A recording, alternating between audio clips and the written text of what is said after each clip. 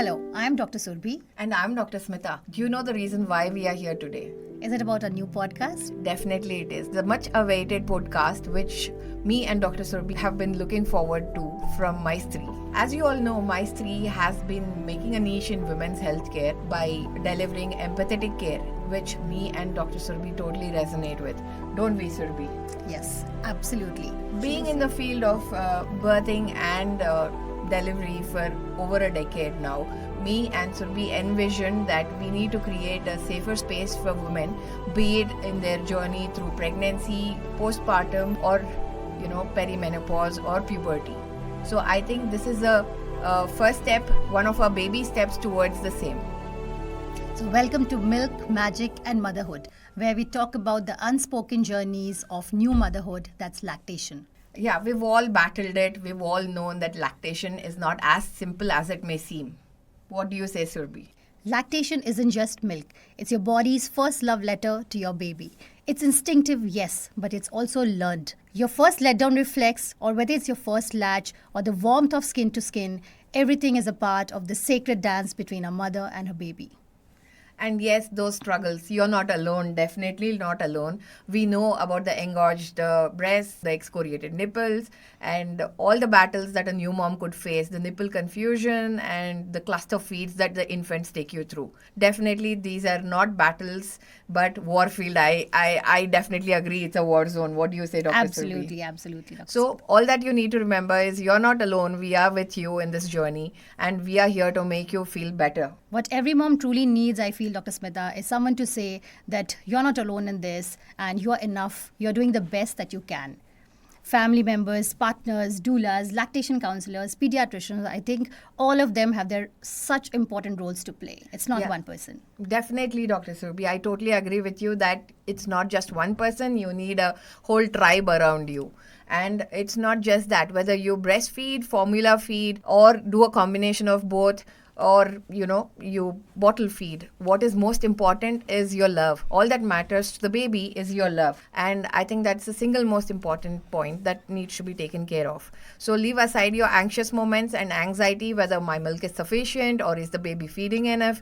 All that you need to resonate with, yes, I'm spending this valuable time with my baby, and that you is don't what really have to be just perfect. We're Absolutely. not looking at perfection. Absolutely.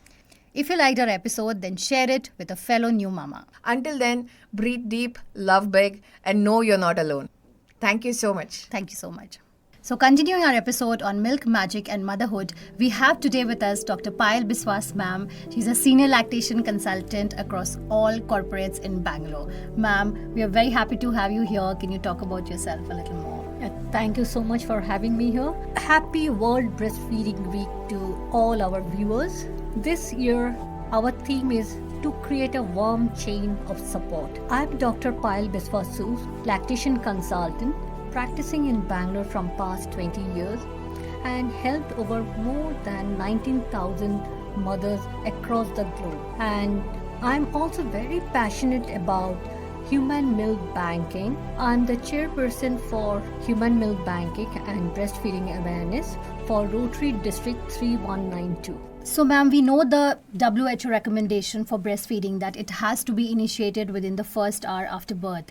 And we all, as obstetricians, recommend it completely. But we also know that when we are performing the surgery, especially with the rising number of C-sections that we are seeing, we are more focused on the surgical aspect and about the safe outcome of the mother and the baby. And even the pediatricians are primarily focused on, the checkups of the baby and the resuscitation if it's necessary.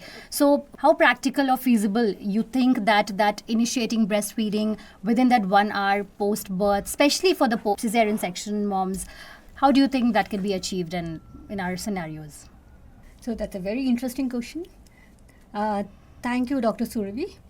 So whether it's normal or C-section, we have to start within 1 hour after birth, unless and until mother and babies are being separated for any medical reason. And after normal delivery or after C-section delivery, in both the scenarios, if the baby is good health and the mother is doing good, we can start. But that time we need little bit of support from the OT nurses side or the labor room nurses side And breastfeeding can be easily, achievable. And the golden hour, why it is so important? Because that time the baby will be alert and active. And then both the mother and baby can have a great breastfeeding journey. Absolutely, ma'am. I'm sure all the hospitals and even all the nursing homes, they all try their best to do that. But we know there's some stop gaps, and the same thing, we all can have a more support system. We can have the family members and the nurses really focusing on that. And we all must support the new mom to get the baby close to her and start that breastfeeding within that 1 hour. This year's theme of World Breastfeeding Week is to create a warm chain of support. As you rightly said, we need a support system. The support system starts from pregnancy onwards. So the would-be couple, would-be parent, we always recommend to go for this breastfeeding awareness session. Okay, so that they have a bit of idea about how it will work, what are the challenges they may face, how the father can be a support system for the mother and the newborn baby. Exactly, ma'am. Next thing comes the nurses, and it starts from the OT room or labor room. Those nurses are the first point of contact, where they will be helping the mother and the baby to have a great breastfeeding thing. Then comes the ward nurses. They also needs to be trained so that they can help the mother and the baby. But at the same time, I always tell everyone that you need to take consent from the mother. Absolutely, ma'am. Absolutely. Okay, breastfeeding is so private. So always we have to respect the privacy of the mother. And even when we see a mother, we need to introduce ourselves. Maybe it can be the first time we are meeting with the mother. Next thing, we have to make sure that she is comfortable. And third thing, we have to ask permission that whether we can help her with the breastfeeding, whether she will be comfortable, or else she won't open up. I'm so glad you're highlighting these points, ma'am. Extremely important points that everyone must understand, and everybody should make sure that this is being practiced in the hospital systems and nursing homes and everywhere. Coming to our next question, ma'am. So every mother wants to know that how much breastfeeding is enough, how long is enough, how long to feed, and that's a constant question. Yes, that's another interesting question. So, according to WHO and UNICEF, we have to continue with exclusive breastfeeding for 6 months without giving honey water, fruit juice, or any other things apart from mother's milk, and continue till 1.5 to 2 years or beyond, along with the complementary food. That is, we have to feed our baby for 180 days exclusively.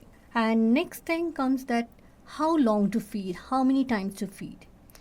Usually in a normal scenario, mother needs to feed at least 10 to 12 times in 24 hours with a 2 hours of duration.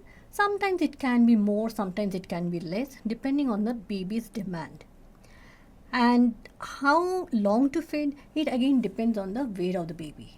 If the baby is underweight, then we recommend that 5 minutes or 7 minutes. If the baby is above 2.75 kg or 3 kg, then the normal duration 15 to 20 minutes. Sometimes it may go till 25 to 30 minutes, and that is considered as good feeding. But the most important thing, what we need to check is how the baby is latching, how the baby is being positioned. The mother and the baby should not get any pain or discomfort. Key to successful breastfeeding is latching and positioning. Positioning means how the mother is sitting and also how the mother is holding the baby. Mother should be comfortable. She need to have enough support like back support, then side support in order to hold the baby, like pillow or cushion or feeding pillow. And another support to she needs in order to support her elbows, or else she will be getting lots of pain on her neck, back, shoulder, elbow, wrist. And when we talk about the latching, how the baby is holding the breast, nipple and the lower areola has to be inside the mouth, and the neck should be extended. Baby's neck has to be extended, not flexed. If the baby's neck gets flexed, baby will be holding the nipple. And what happens if the baby holds the nipple? Baby will be crushing the nipple in between the jaw. That will be very painful. And there won't be effective milk transfer. So it is painful for the mother, painful for the baby. Because the mother will be in pain, it will be in cracked nipple or engorged breast because of no milk transfer. And baby will lose weight because baby will be suckling without getting any calories. And baby will be very cranky at the end of the day. So what we need to check when the baby is suckling? We need to check the gulping action. Second thing, what the mother needs to check, how many times baby is passing urine. It should be minimum 7 to 8 times in 24 hours. And the weight gain. Baby has to cross its birth weight within 10 to 15 days. After that, we expect at least 28 to 30 grams per day. Many of our mothers can achieve 70 to 100 grams per day as well.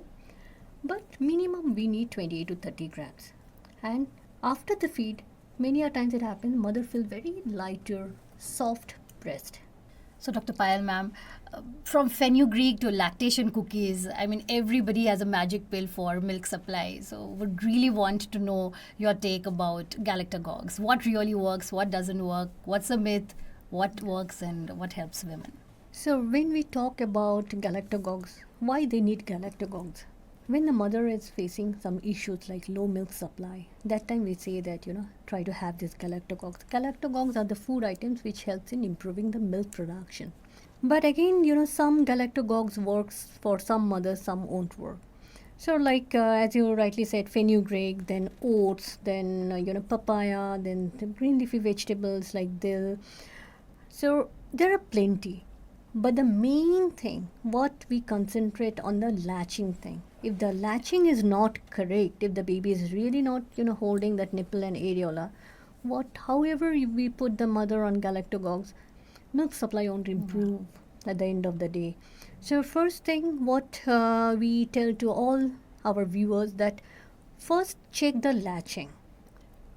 Latching and positioning, that also helps in improving the milk supply.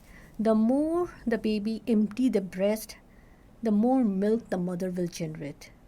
And galactagogues are the secondary thing which will help them to improve their milk supply. And apart from that, mother needs to be very emotionally strong and happy because we need two hormones in order to improve our milk supply, that is oxytocin and prolactin. Oxytocin is also known as happy hormone, right?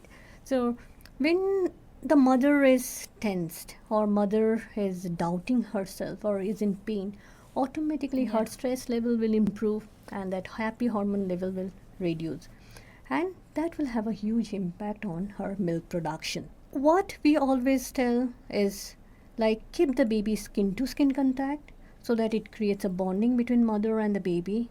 Feed the baby in a comfortable way. Check for the latching. If you need help, we are always there to help you. And then have a balanced diet. And rest, take rest. Whenever you get time, take rest. And here I just want to add another point to all our new fathers that your support is very important. So when you support a mother, that really helps in relaxation. Mother feels empowered. So father's role, what we suggest is like when a mother is feeding the baby, if the father can take the charge like putting the baby to sleep or changing the diaper and making sure that mother gets enough fluids and food, I think that really creates a warm chain of support for the mother and the baby and the whole family. Absolutely, ma'am. Totally agree with you on this because only happy mothers can keep their babies also happy. So thank you. Thank you so much for this.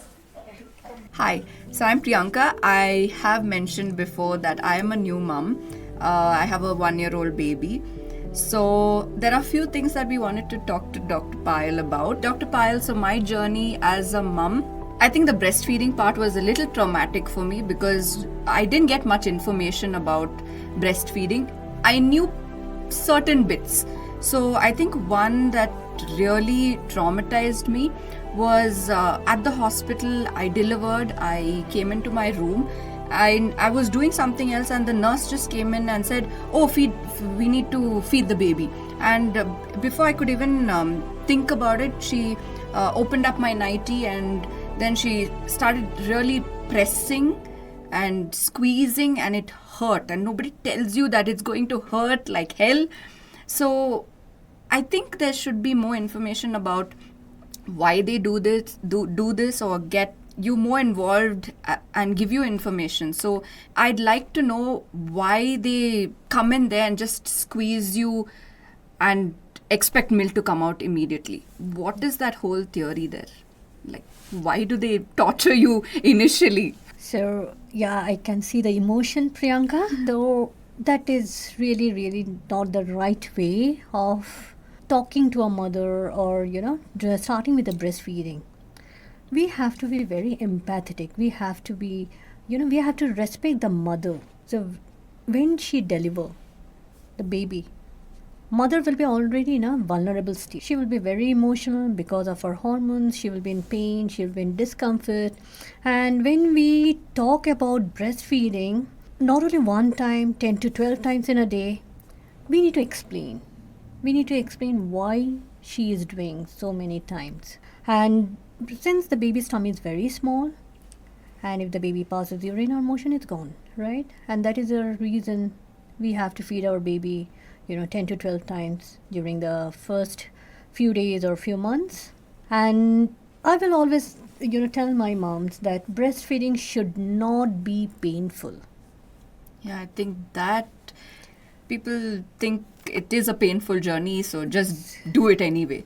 So I tell to all my moms that, if it hurts you, that means somewhere something is really, really wrong. And I always tell to my moms that, don't cry at home. Please reach out to us. The reason why the mother gets pain, sometimes the baby will be holding on the nipple. Baby will be crushing the nipple in between her or his jaw. But if we work on the latch, Okay. so the latching means the way baby is holding the breast, holding the nipple and areola. Baby's mouth should be wide open. Upper jaw, lower jaw more than 120 degree. And this breast, entire nipple and whole areola has to be covered with the mouth. And what we see from outside, nice comfortable suckling, like lower jaw will be moving in a rhythmic way, and you can see that nice movement, gulping action of the neck, and from here you can see the thing. But when you look at the painful latching, it will be like baby will be moving the mouth very fast. That means baby is holding only on the nipple and trying to crush the nipple or suckle so hard that mother gets pain. So we need to work on the latching. Second thing, the breast. During the initial stage, it will be very tender. So when somebody comes and, hold the breast, automatically it will be painful. So what I request that, mother to take the charge. You hold the breast. You hold the breast like a sandwich. So that thumb will be in front of the baby's nose. Nose won't get blocked. And when you're holding the breast and, squeezing it, automatically you are helping the baby to correct the latch. You can put the, nipple and areola nicely into that, small tiny mouth. And everything becomes so comfortable. And third thing, position. After delivery, whether it's normal or C-section, mother will be in discomfort, whether it's a vaginal pain or C-section pain. True. Pillow support is very important, and back support. Pillow support, pillow behind the back, and sitting on the pillow. Without crossing the legs, keeping the legs straight, that makes a huge lot of difference. Does it also make a difference how you hold the baby when you're feeding? Absolutely. So, initial stage we recommend that clutch cradle hold and football hold. Okay. Mainly we prefer football hold after C-section. Why? Because the baby will be, next to you. And the pillows will be there, and you will be holding the baby in this way and, holding your breast. Okay. So if you see that football hold position, baby is not putting any pressure on the mother's tummy after C-section.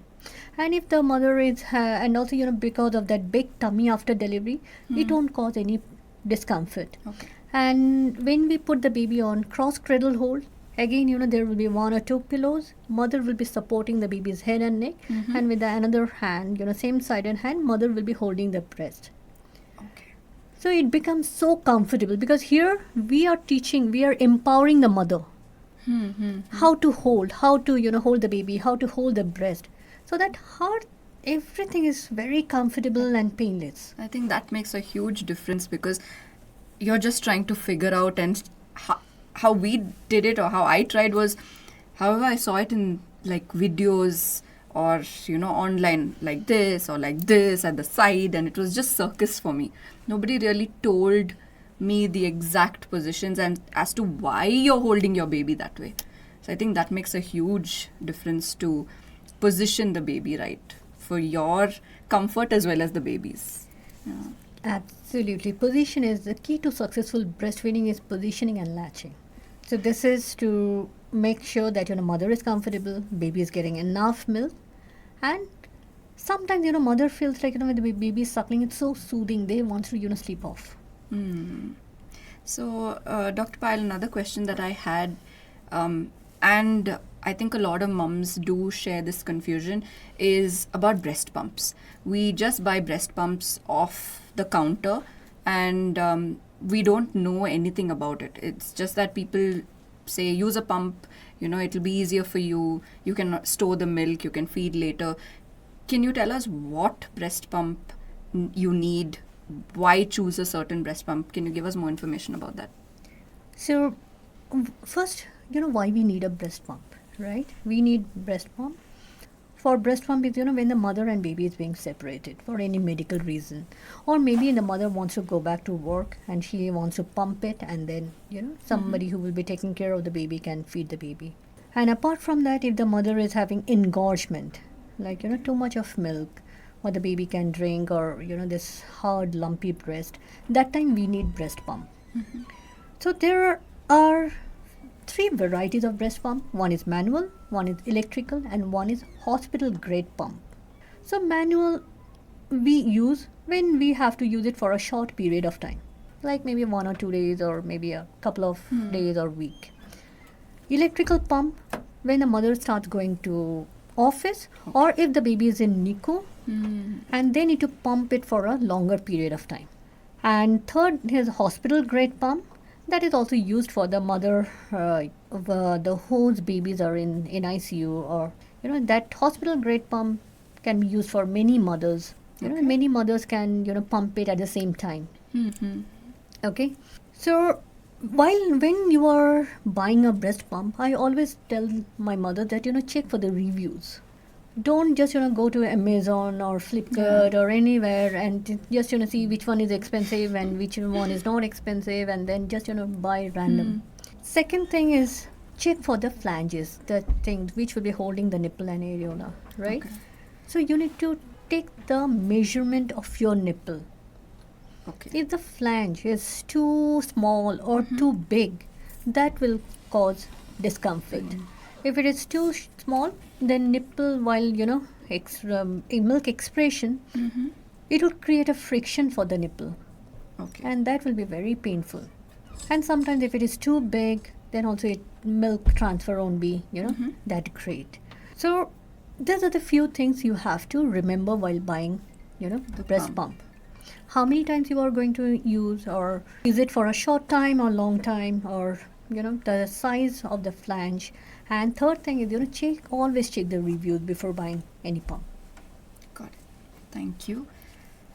So my next question for you is, as a nutritionist, I was eating foods that would help with milk production, but they say if your baby doesn't latch, doesn't matter, you are not going to produce milk. So even though I was eating well, I was pumping, my milk secretion was good, but I think because he didn't latch, or there was something not right there, even though I was pumping, milk gradually just decreased, and it stopped. It just suddenly stopped.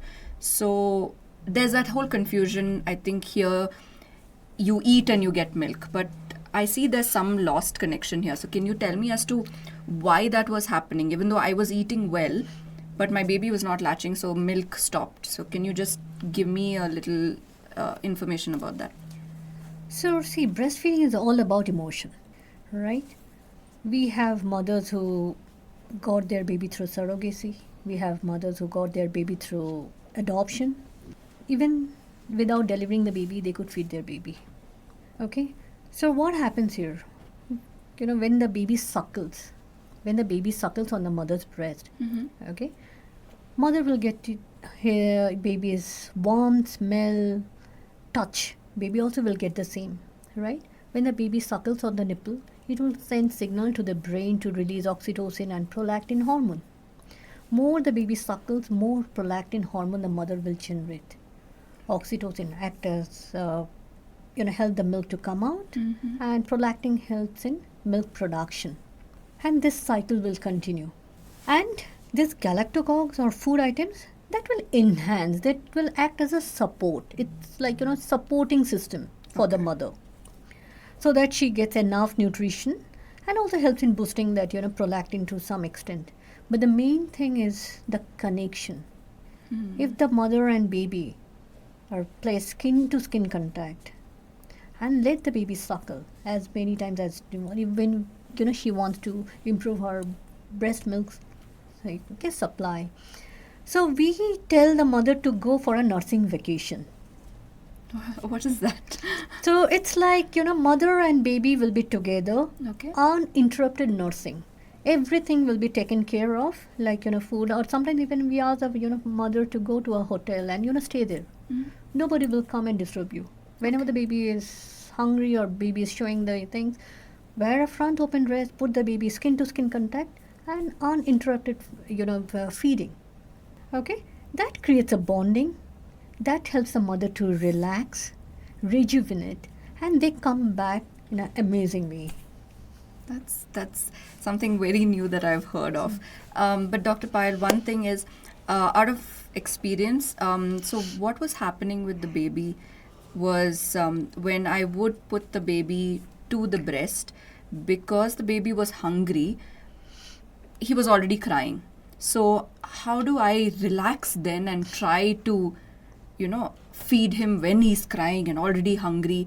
So I think I have seen friends also in that same state where they're already so stressed that the baby is crying. So how to relax and actually calm the baby down to put the baby onto the breast? It's a very interesting question again. So you need to check for the hunger cues. Okay. Baby will give you signal, right? Like turning, tossing. Second is like opening the mouth, licking the lips, or licking the hand. Third hunger cue is agitated. Baby will be crying. Baby will turn red. Yeah. So for a new mom, I always encourage that try to feed the baby when the baby shows the first hunger cue. Just don't opening the wait mouth, or just suckling the thumb. That's the best time to feed. That time baby won't be that much hungry. Baby will be calm. And as a new mother, you can easily take care, you position yourself and feed the baby. But when the baby is angry, and hungry together, that time new mother will get stressed out. Yeah, it is very stressful. Okay, and what we are trying to do at that point of time, just pushing the baby onto the breast. That time the baby doesn't want. He needs immediate milk. And what we recommend at that scenario, just take out some amount of milk. Okay, feed the baby first, calm the baby. Okay. Then put the baby onto the breast. Okay. That will be much more comfortable and easier way. Yeah, that's a good tip. So thank you for that. I mean, it really is going to help a lot of mums, because new mums like me are in so much of confusion. So thank you for clearing all of these doubts for us. Thank you so much. So, Dr. Payal, I think this was a very informative session that we've had so far, from handling how to feed the baby to when to stop feeding and how to handle the daily problems that a mother would face. But I think to make things a little more complex or make complicated things easier, we'll be talking about how to handle these situations in a surrogate mother and a commissioning mother. How do we look at initiating lactation? How do we handle this whole process? I've been delivering a few surrogate mothers, but the commissioning mothers are always very anxious. How can I breastfeed and how do we do it? So it's always a bigger emotional battle for them. So can you give us more info on that? Thank you, Dr. Smitha, for having me here. I'm really honored. And so when we talk about surrogacy or a mother who is adopting a baby, So they also feel that maybe they are missing that the beautiful journey of breastfeeding, Absolutely, yes. right? Yeah. As I know that you are preparing the mother who decides to get the baby through surrogacy or commissioning mother. So you'll be preparing the mother from maybe from 4th or 5th month onwards, like mimicking that pregnancy so that their breasts are getting developed. And what we as a lactation consultants do is scheduling pumping session. Okay. Okay, and also we take breastfeeding awareness session for the commissioning couple so that they know how to take care of the baby from the first hour, like golden hour, whether the mother is delivering or a commissioned mother, it doesn't matter. We want the baby to suckle on the mother's breast, this commissioned mother's breast, in the first hour. That's amazing. Most of the times that I deliver these surrogate mothers, I'm wondering whether I should push the baby off to the NICU just because of apprehension, whether the commissioning mother will be able to handle the baby or not. I think this is a great insight that, we need to promote the golden hour even in a commissioning mother, especially to promote bonding in her, I guess. Yeah. Here, I just want to add another few points. It's not only about bonding and breastfeeding. It also about improving the immunity of the baby. And when the baby gets a mother touch, warmth, and smell, and it also helps in normalizing the physiological things like heartbeat, BP, sugar, temperature. Yes, Right? definitely. And the bonding is the most important thing. When the baby comes and the commissioned mother sees the baby for the first time, and that really creates a huge bonding. If we are delaying it, again it takes some time. Right. So we start with certain set of medications. What would you want to throw light on when exactly we should consider starting these medications along with your pumping sessions so that it works, additively? So I'm sure that you'll be starting with this hormonal medications, and also that the medicines like domperidone or other medicines what you suggest. And what I try to do is maybe the last trimester I will put the mother on pumping schedule. Okay.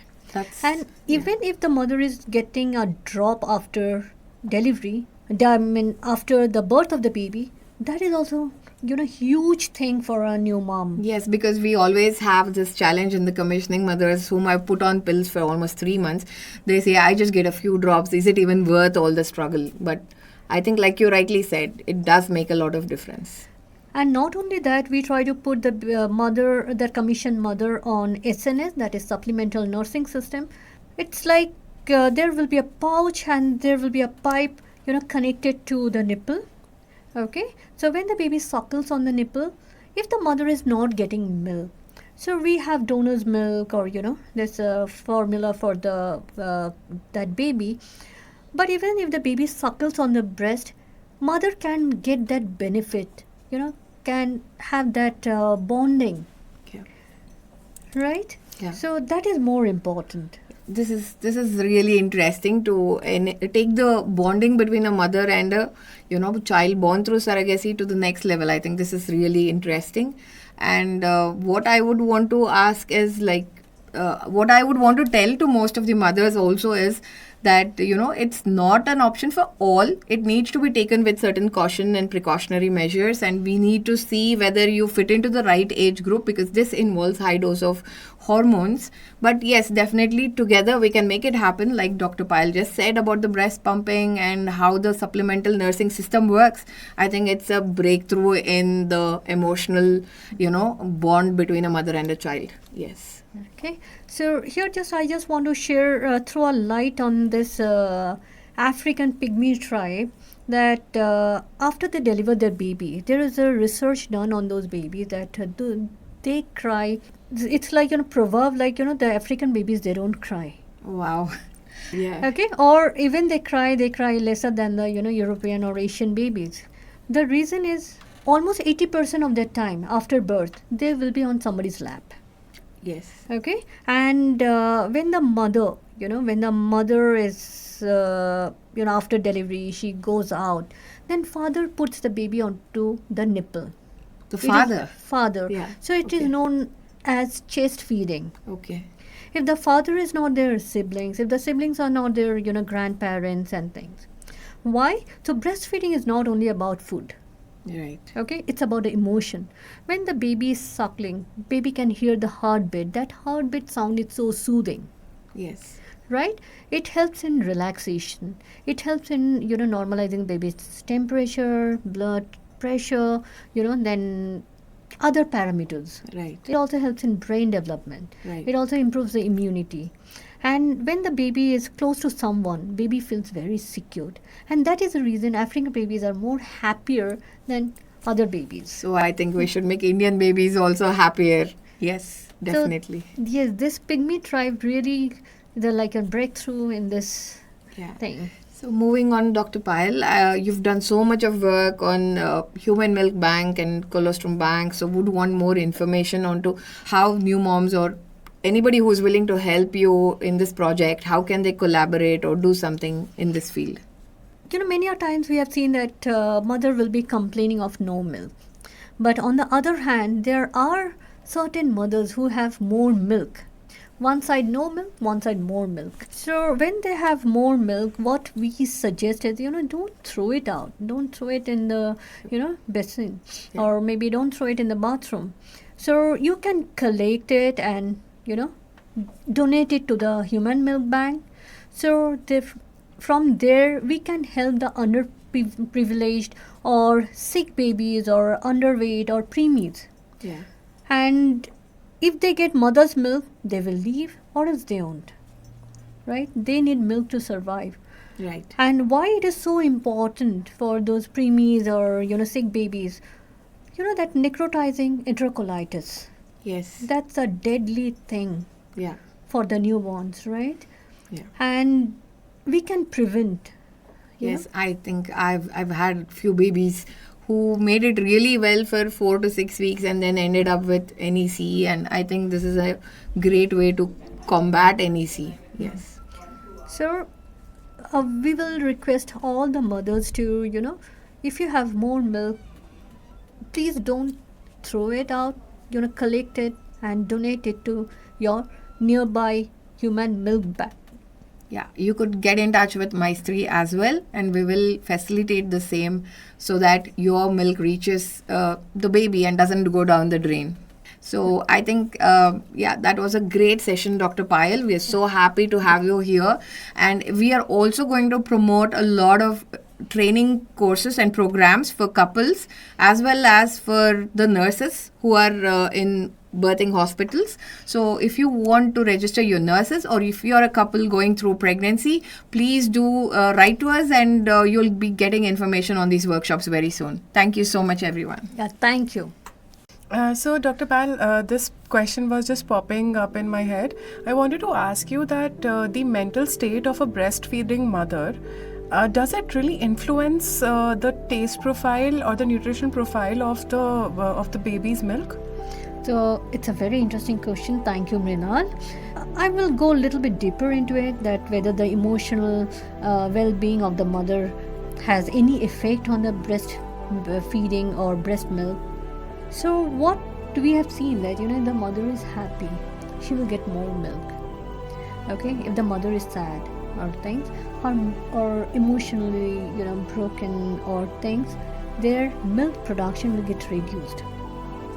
Because the hormones, which are responsible for breastfeeding, it has got a direct effect on the milk supply. If the mother is happy, she will get more of oxytocin hormone. If the mother is sad, she will get lesser and lesser of that happy hormone, and that really, really affects the supply as well as, flow of the milk.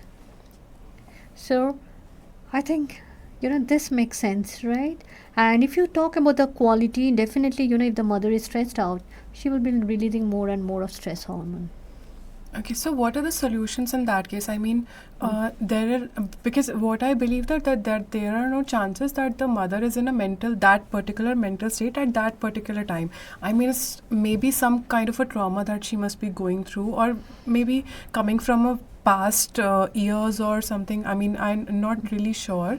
But what if like they are in that mental state for a very long time, and that is bothering their taste profile of the milk?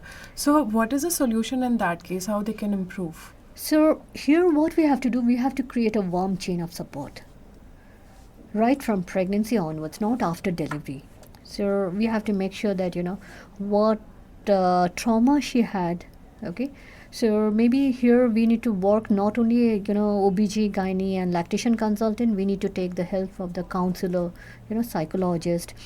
And apart from that, it's very important, how we bring her family and husband on the floor. So that is important, right? So when we talk about a trauma, there can be so many traumas, like physical trauma, mental trauma, or some sort of abuse that also affects the breastfeeding. So we need to work on that. We need to really work hard on that, making her comfortable, making her that we are there to listen to you. You are in safe hands. Like offering the right support Right to them that we're support at looking the for. right point of time, and encouraging, not only like encouraging, what I mean is literally patting on her back and telling that yes, you can do it, you can overcome the trauma, we all are there to support you no matter what. That makes the difference. Absolutely, I do agree, because I feel that there are so many women out there that they are not ready to speak up for themselves, and that's how the problems start to begin. So thank you so much for highlighting this point. Thank you so much. Thank you. Yeah. Thank you.